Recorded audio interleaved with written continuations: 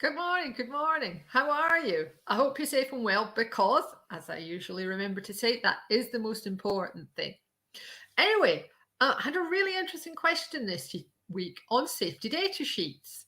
And the question is really, what should you do? What do you do about providing safety data sheets over and above the legal minimum requirement?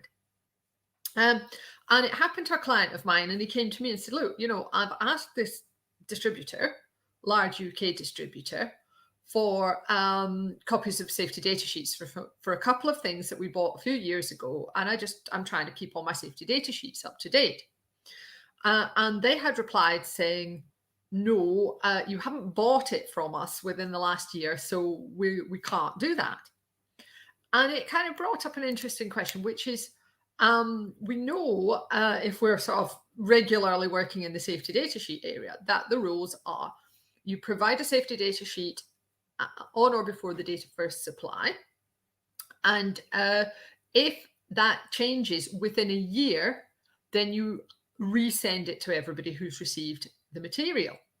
And that's the legal requirement within both EU and GB REACH. And I'm just going to put links to the actual legislation because it's the actual legislation which matters. It's Article 31, items 8 and 9 that cover that, actually. If you have a look at what GB REACH says, it is currently identical to what's going on with EU REACH. So you could just look at EU REACH, but it's always better to check for yourself when it's something like this. I appear to have some problems posting that link. I may have to sort that out later, just to warn you. So anyway, yeah, that's the legal minimum. But of course, having worked in tech service in a chemical company a long, long time ago, providing safety data sheets was kind of seen as normal and part of what you do. So my first thought was, oh, that doesn't sort of sit right. And in fact, my client had gone back and said, hang on a minute, duty of care and all that kind of thing, but I don't think they've got anywhere.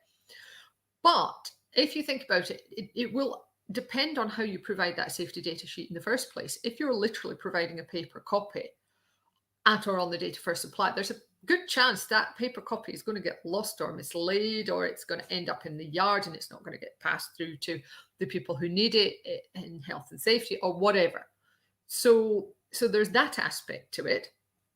And there's also that sense of, why is it just a year? Because a lot of chemical products have got a shelf life of more than a year. And wouldn't it be sensible, at least internally, to have like an internal policy? If it's within the shelf life of a material, you really ought to provide it. But then I thought about it from the other point of view, which is, you're in regulatory affairs, you get these kind of requests all the time. You don't know who the hell they're from, or perhaps you can check. And it might be your competitors who are trying to sort of get information on your products. So you can kind of see why you might do it from that side of things, that yes, it's all a bit stressful, and doing the legal minimum is just about what you can cope with.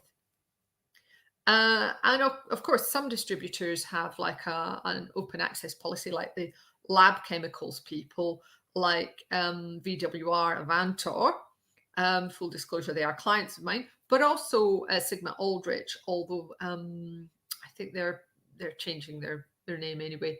But yes, so some of the lab people will actually provide it free of charge on their website, and other people, I'm thinking of tenants, I think, have got an email wall. You don't have to be a client, but you can sign up and then you get access to their safety data sheets. So that's one way of doing it. But then I had another thought, which is, hang on a minute, how do you know what version of the product that person is using? So if you've got something really old and you want to get rid of it, which is why you're asking for a safety data sheet so you can pass it on to your waste disposal person, is that product the same as the product is now? It's not just a question of the classification changing because of a change in the underlying classification of components for a mixture, for example.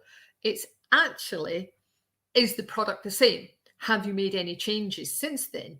If you issue a safety data sheet now, will it refer back to the specific product that the person is asking about? And that's maybe one reason why you wouldn't do that. Or if you did do that, you might have to say, we see you bought it from us 5 years ago. This is the relevant safety data sheet. The product has changed since then, so you're just going to have to use this one, and it may be incorrect if there have been classification changes in the components since then. So it's a really interesting question. It would be good to know what you think about that. Feel free to comment if it's something that you've got some experience from, either as the person asking or the person being asked. Oh, well, leaving all that thinking work on one side, it's time for our final reasons to be cheerful for the week. And of course, we are finishing off with Cissie and Ada. As it's the weekend, we have two. And the first one is at the seaside. I'm just going to pop it, trying to type in right, sorry. Popping it below just now.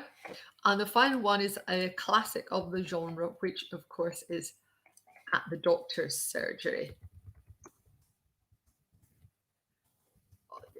They're so funny because whenever they talk about anything a bit not very nice, then they'll do the, and I said to her, the mouthing thing. A friend of mine's mother used to work in the mills in Lancashire, and everybody used to be able to lip read because it was so noisy you literally couldn't hear what was being said. So it's partly mothers saying things in front of children that they don't want to hear, and maybe partly that mill tradition. I don't know. But whatever. Yes, Les Dawson, Roy Barraclough, we will not see their likes again, will we? Don't watch them if you are prone to offence. That's all I can say. Anyway, I hope you have a great weekend. I hope the weather is reasonable, not too hot, not too cold. Time will tell. And I hope very much to be able to see you again on Monday. Take care of yourselves. Bye.